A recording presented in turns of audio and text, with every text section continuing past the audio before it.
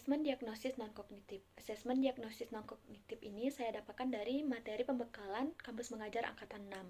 Sebelum kita membahas terkait asesmen diagnosis non-kognitif, perlu kita ketahui bahwa ada yang namanya miskonsepsi dan konsep asesmen. Pasti rekan-rekan sekalian bertanya-tanya, apa sih itu asesmen? Nah, asesmen merupakan suatu penilaian yang diukur setelah materi dibelajarkan. Sehingga, asesmen pembelajaran bisa dilakukan secara orientasi sumatif dan orientasi diagnosis maupun formatif.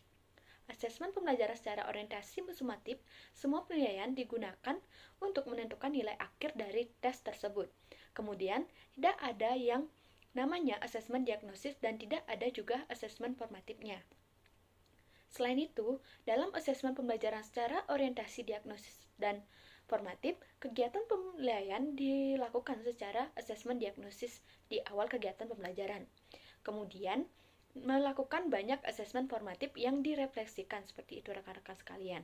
Maka dari itu, asesmen bertujuan untuk mendapatkan informasi mengenai proses pembelajaran siswa dalam bentuk apapun yang dimana nantinya dapat digunakan guru dalam landasan pengambilan keputusan atau tindak lanjut tentang siswa tersebut. Nah, baru kita membahas tentang non-kognitifnya, rekan-rekan sekalian. Perlu kita ketahui bahwa non-kognitif itu merupakan suatu kesejahteraan psikologi dan sosial emosi siswa. Aktivitas pembelajaran siswa di rumah maupun di sekolah, dan kita bisa mengetahui bagaimana sih kondisi dari keluarga siswa tersebut. Hasil asesmen diagnosis non-kognitif.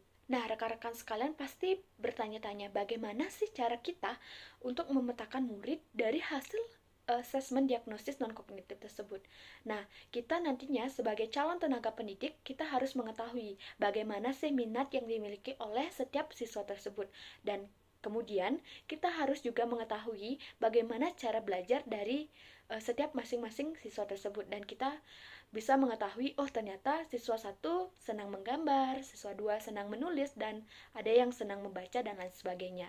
Maka dari hal tersebut kita bisa mengetahui sejauh mana minat dan bakat yang telah dimiliki oleh siswa tersebut.